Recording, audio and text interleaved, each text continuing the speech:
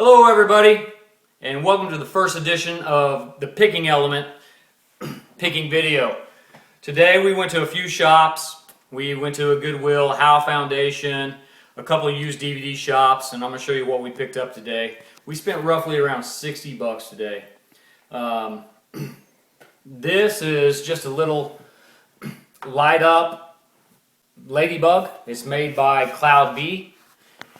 We paid $3 for that. We should be able to sell that for $10 to $12 easy. Also at Goodwill, we got this little guy. He's a dancing toy. Unfortunately, he takes like 8 AA batteries, but he resells used for like 25 to 30 bucks.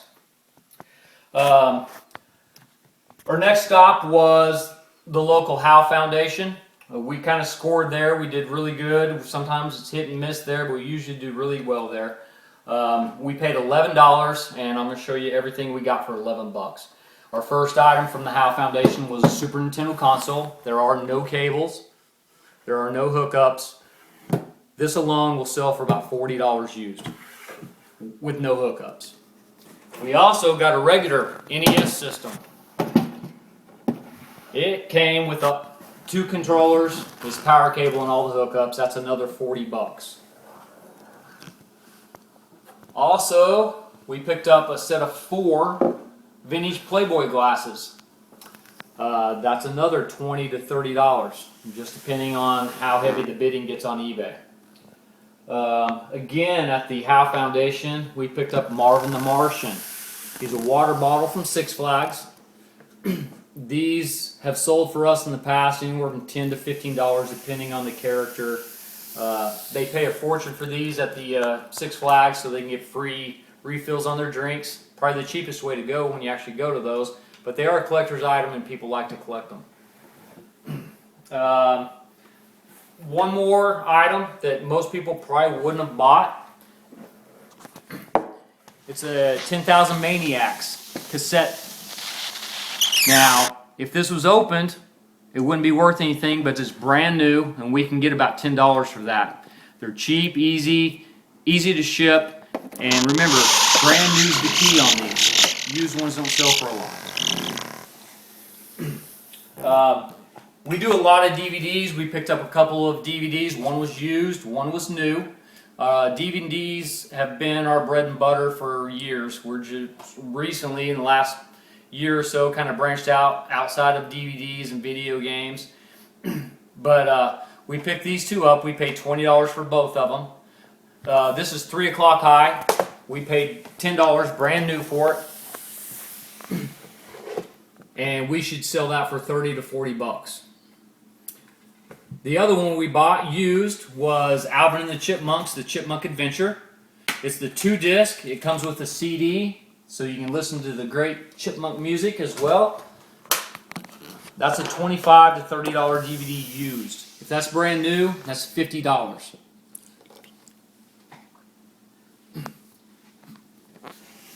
We picked up a box, six of these at a garage sale this weekend. We paid $20 for the whole box.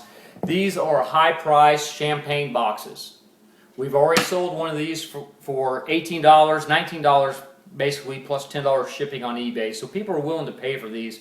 If you have a local market, you can save the shipping for yourself and sell them for 25 bucks. Granted, you're probably not going to find those very often, especially not at a garage sale, but something to keep an eye out. Another cheap little thing we found, we live in Oklahoma. Phillips 66 is big. Phillips 66 is based out of Bartlesville, Oklahoma. And anything Phillips 66 from Route 66, everything like that, is very popular amongst collectors. This is just a little water cup, and it's from 1982. We paid $0.25 for that, and we should get $10 for that. That's a pretty huge markup. We got this cool little belt buckle. It's an Indian. It's probably an Indian motorcycle, or it could just be an Indian chief, but we will market it to the Indian motorcycle collectors, which have a huge following. We hope to get about $20 for that.